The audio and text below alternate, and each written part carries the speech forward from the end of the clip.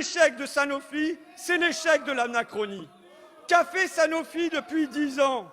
Ses dirigeants ont licencié la moitié de leurs chercheurs.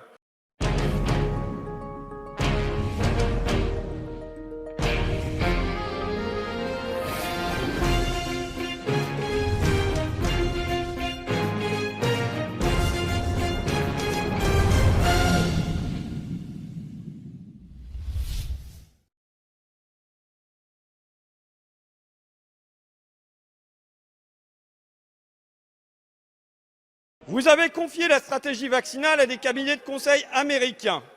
Et pour les vaccins, là encore, il faut compter sur les Américains. Ma question est simple. Pourquoi la France, pays de Pasteur?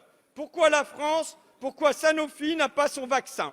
Je confesse, monsieur le député, d'avoir mobilisé, avec Agnès Pannier-Runacher, avec Clément Beaune, sous l'égide du Premier ministre, l'ensemble des laboratoires pharmaceutiques qui, en France, sont capables de s'adapter pour produire rapidement des vaccins qu'ils n'ont pas eux-mêmes développés. J'espère, monsieur le député, que vous saurez vous en souvenir avant votre prochaine intervention, où vous pointerez du doigt les laboratoires, et notamment Sanofi, comme vous le faites à longueur d'intervention dans cet hémicycle. Ça n'était pas ma question. Ma question est, pourquoi la France, pourquoi Sanofi n'a pas son vaccin? Mais je comprends que vous n'y répondiez pas, parce que l'échec de Sanofi, c'est l'échec de l'anachronie. Qu'a fait Sanofi depuis 10 ans? Ses dirigeants ont licencié la moitié de leurs chercheurs. La moitié. Ce groupe comptait 11 laboratoires en France, il en reste aujourd'hui 3. Sanofi s'est désengagé de tous les traitements non rentables, la cardiologie, les antibiotiques, la neurologie, le diabète. Est-ce parce que la firme se porte mal? Au contraire.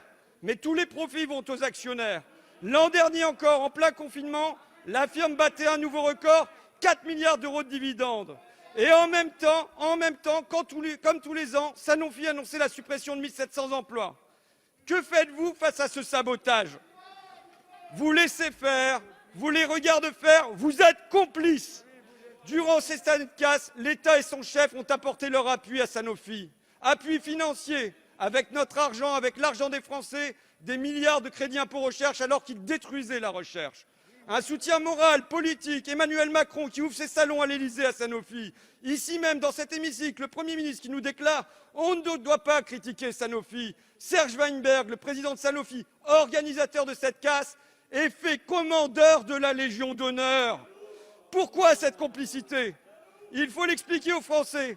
Parce que Serge Weinberg, c'est l'ennemi de M. Macron. C'est l'homme qui lui a conseillé enrichissez-vous. C'est l'homme qui l'a fait rentrer chez Rothschild. Voilà pourquoi vous n'en parlez pas. Monsieur Macron parlait de trahison. La trahison est sur ses bords.